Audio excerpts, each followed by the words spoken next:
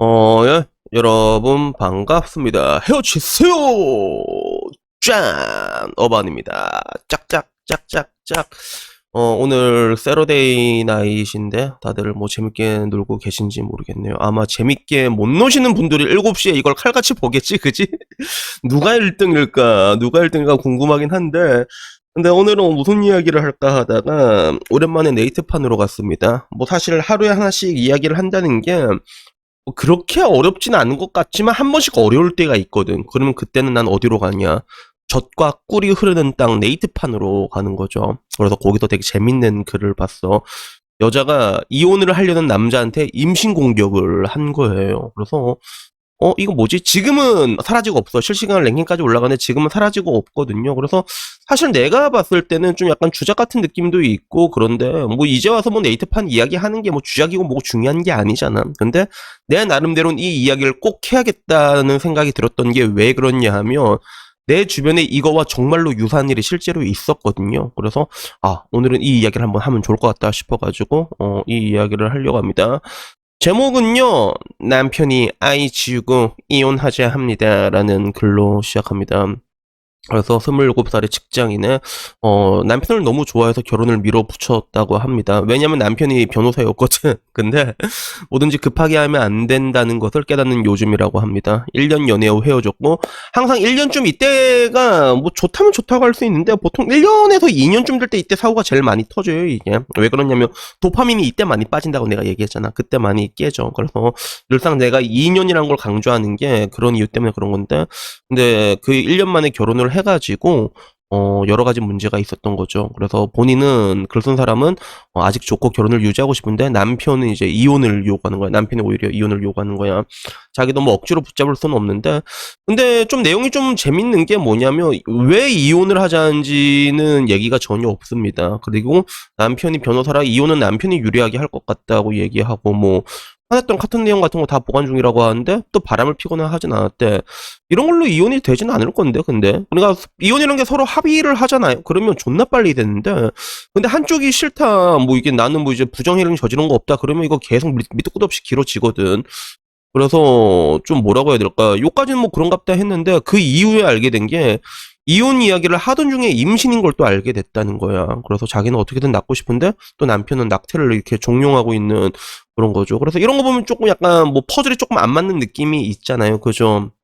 기본적으로 법적으로 대한민국의 법은 여자한테 유리하게 돼 있어. 근데 바람 피거나 하지는 않았는데 남편이 유리하게 될 것 같다. 이것도 좀 약간 웃기고. 근데 뭐 일단 남편이 로이어니까 이런 쪽으로 빠삭하게 알 수도 있겠지. 근데 여러분들이 아마 가장 이해가 안 되는 부분은 이 뒤에 있는 얘기일 거야.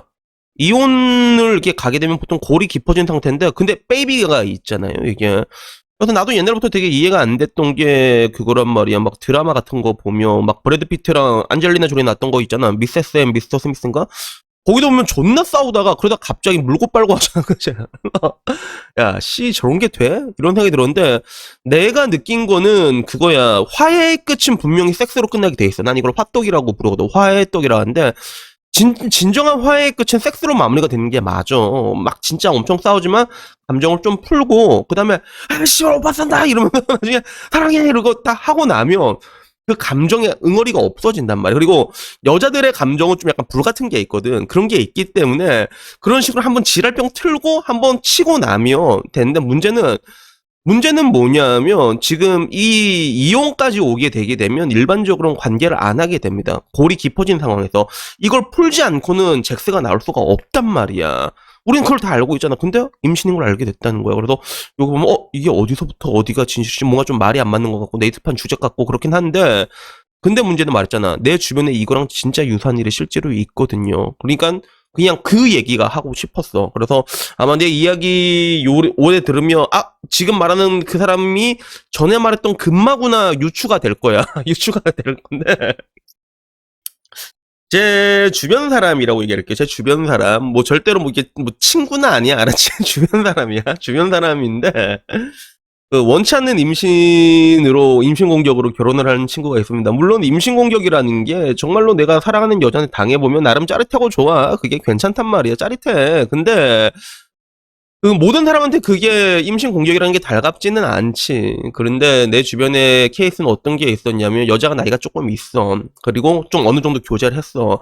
그러면 여자 입장에서도 새로운 남자를 만난다는 게 모험이거든. 만약에 내가 더 좋은 남자를 만날 수 있다 확신이 있으면 가차없이 남자를 버리지 여자는. 근데 그게 애매한 상황이 있단 말이야. 내 부지바오는 점점점 약해진 시즌에 왔고 이 정도 되면 그래도 괜찮을 것 같다. 그러던 찰나에 임신이 된 거야. 그래서 여자가 정확하게 임신을 한 것 같진 않고 오히려 그냥 그런 거 있잖아. 남자들이 하다 보면 그게 뭐라고 이상하게 이게 콘돔 쓰기가 싫을 때가 있잖아. 그래놓고 야 괜찮다 밖에 하면 된다 이러는데 근데 그게 얻어 걸릴 때가 있단 말이야. 약간 그런 케이스였지. 따지고 보면 자승자박 자업자득이라고 할 수 있긴 있는데 근데 그때 제 주변의 남자는 그걸 정말로 원치 않았어요. 그래서 진짜 무릎 꿇고 빌었어요 여자한테.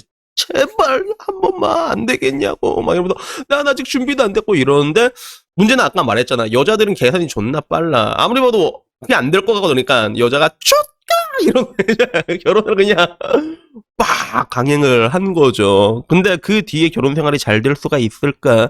굉장히 힘들지, 당연히. 그리고 뭐라고 해야 될까? 결혼을 하게 됐을 때 서로 좀 약간 여유가 있는 상황이면 그러면 잘 안 싸워. 근데 결혼을 하게 되면 요새는 다 여유가 없단 말이야. 그럼 오지게 싸우거든. 남자는 남자대로 직장에서 짜치고 있는데 여자는 왜 이러냐고 이러면 하다 보면 서로 피곤해진단 말이야. 그러면 이제 골이 깊어지고 악순환이 된 거야. 그러다가 이제는 내가 더 이상 이렇게 살 순 없다. 이런 식으로 노예로 살다가 내 인생이 끝날 것 같다라는 판단이 들어서 이제 이혼을 해야겠다 결심을 했어요. 제 주변에 그분이. 근데 여자는 항상 눈치가 존나 빨라. 귀신 같거든. 딱 보니까 눈치가 오는 거야. 이 새끼 나를 손절을 때리려고 하네. 그게 눈치가 온 거야.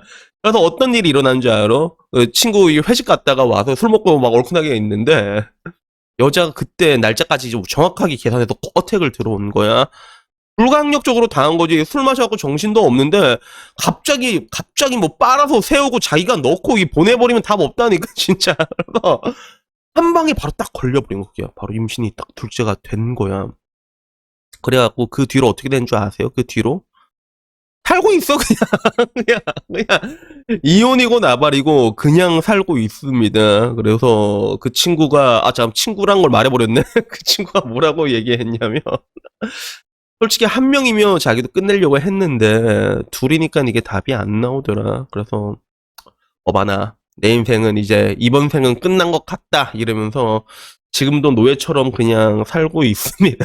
그래서 이런 케이스가 생각이 나더라고. 그래서 이 네이트판의 주작인지 사연인지는 모르겠는데 근데 충분히 있을 법한 시나리오거든. 이런 시나리오가 있어. 여자들은 눈치가 엄청 빠르단 말이야. 그래서 이게 그 여자가 날지 안 날지는 모르겠는데 뭐 제가 늘상 말한 것처럼 여자는 계산이 빠르잖아. 계산이 빠른데 만약에 이 여자가 새 출발을 하고 싶다면 새 출발을 하고 싶으면 양육권을 다 포기하고 나면 깔끔하게 몸만 나간 경우도 되게 많아 진짜. 나 그거 많이 봤거든 실제로. 그리고 어떻게 보면 남편 입장에서도 그런 경우 더 아리가또 한 경우도 있고 근데 지금 이제 여자 입장에서는 갈림길이 있는 거지. 한 명이 있으면 27살이면 얘 그냥 딱 손절하고 그냥 몸만 나가서 새 출발할 것이냐 아니면 그냥 이참에 하나 더 넣고 굳히기를 한번 들어가 볼 것이냐. 이 결과가 어떻게 될지는 모르지. 이게 모르는데 근데 이런 사연이 내 주변에 직접 있는 걸 내가 보고 나니까 여러분들에게 얘기하고 싶은 건 딱 하나였습니다.